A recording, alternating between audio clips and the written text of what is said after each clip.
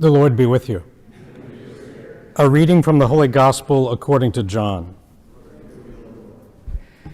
As Jesus passed by, he saw a man blind from birth.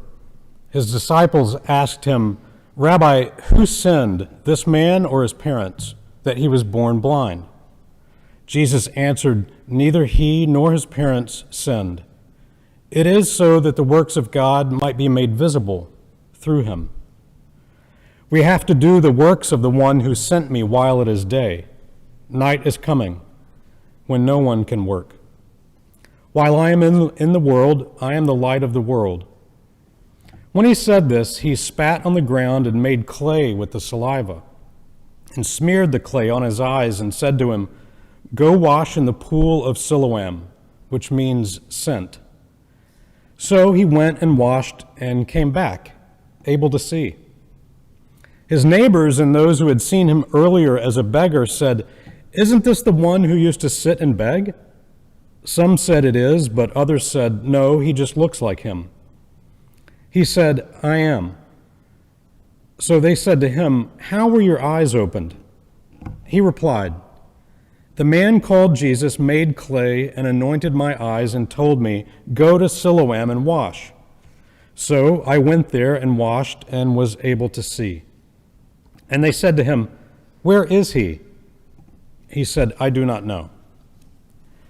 They brought the one who was once blind to the Pharisees. Now Jesus had made clay and opened his eyes on a Sabbath. So then the Pharisees also asked him how he was able to see. He said to them, "He put clay on my eyes, and I washed, and now I can see." Some of the Pharisees said, "This man is not from God, because he does not keep the Sabbath." But others said, "How can a sinful man do such signs?" And there was a division among them. So they said to the blind man again, "What do you have to say about him, since he opened your eyes?" He said, "He is a prophet." Now the Jews did not believe that he had been blind and gained his sight until they summoned the parents of the one who had gained his sight. They asked them, "Is this your son, who you say was born blind? How does he now see?" His parents answered and said, "We know that this is our son, and that he was born blind. We do not know how he sees now, nor do we know who opened his eyes. Ask him, he is of age, he can speak for himself."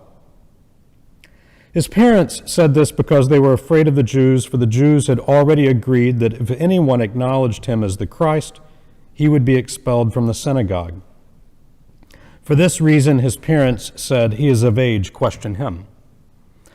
So a second time they called the man who had been blind and said to him, "Give God the praise. We know that this man is a sinner." He replied, "If he is a sinner, I do not know. But one thing I do know is that I was blind, and now I see." So they said to him, "What did he do to you? How did he open your eyes?" He answered them, "I told you already, and you did not listen. Why do you want to hear it again? Do you want to become his disciples too?" They ridiculed him and said, "You are that man's disciple. We are disciples of Moses. We know that God spoke to Moses, but we do not know where this one is from."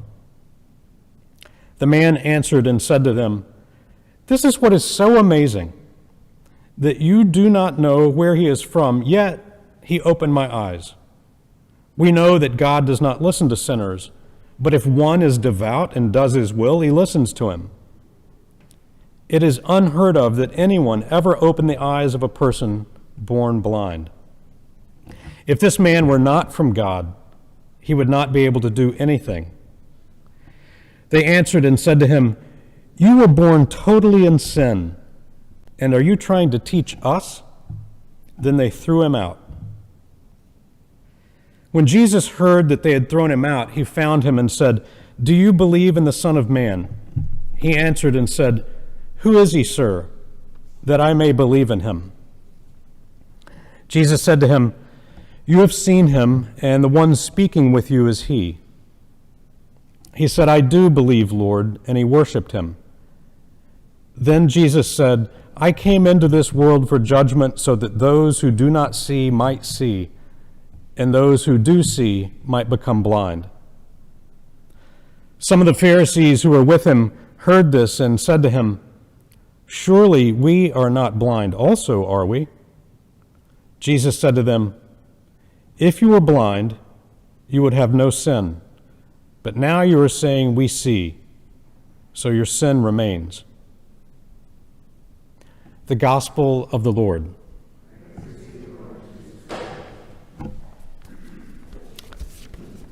I haven't worn this much pink since the 80s.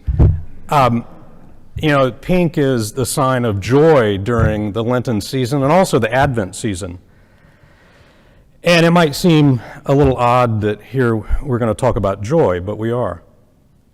I was looking at last year's homily that I wrote for the fourth Sunday of Lent. I got my second vaccination yesterday, so I wasn't sure I'd be in like homily making mode, so I thought, okay, I'll just use last year's. It was a bit wild to read it. It was just 7 days after the beginning of the COVID-related lockdown. And I said something about being blind to what the future holds, much like the blind man in today's gospel. I said something about trusting God even though we were blind to what the future holds. Well, now here we are. We're in the future. We're a year into the future, at least from that homily. And rereading that homily from a year ago caused this very strange sensation. It caused a moment of fear. Did I say anything back then that was worth remembering or helpful? But what was strange was I found myself kind of reviewing the year. It's almost like, at the end of the year, the calendar year in December, there are all these kind of year in review things, the best music, the best movies, the best whatever. And it was that kind of mood, that kind of mode of like, it's been a year. Let's look back. All the troubles with the economy and the jobs lost and jobs regained, racial tension over the summer, a presidential election, once in a century freeze. I could go on. It's been quite a year. But here we have this chance to reflect on the past year. Anniversaries tend to give us these opportunities to reflect and look back. Maybe even assess. How did we do?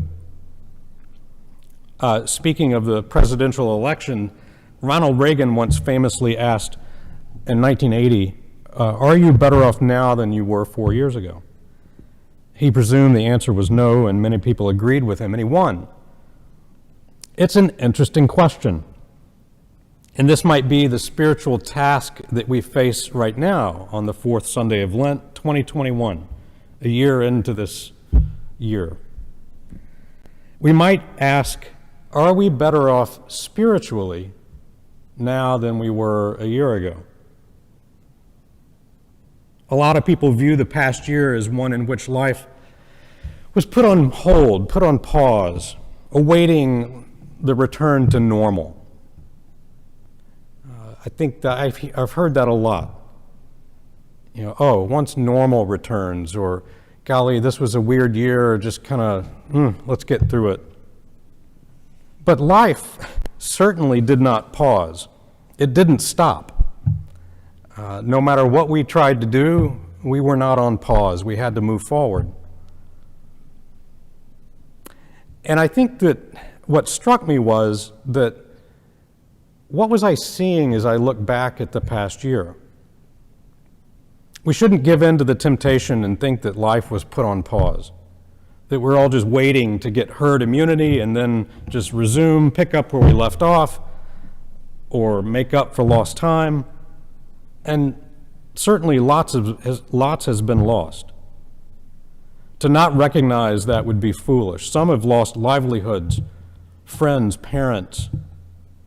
On a more mundane level, our students have lost out on a lot of things, while at the same time continuing with school. So to pretend like we haven't lost anything, or worse, to get angry about what has been lost, will do no good.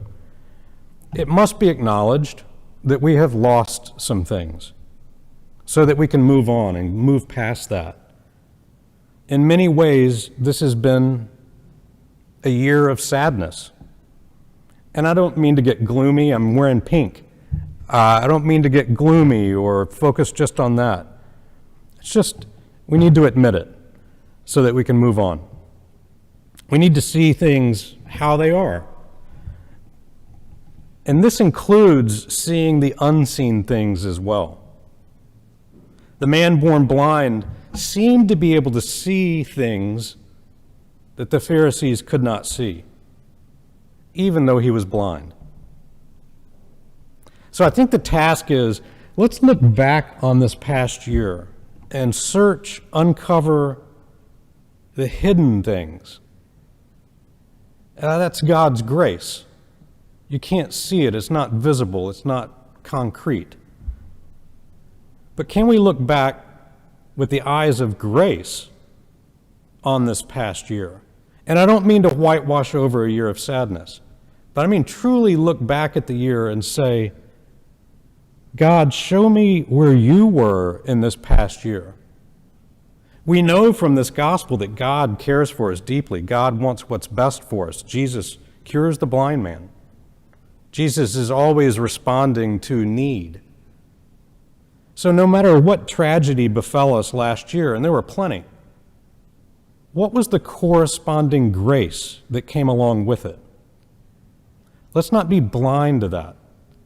Let's open our eyes of faith, and look back on this year. Because I think if we see the grace where it was, it will continue to carry us through the next year and the next year until we meet God and see Him face to face.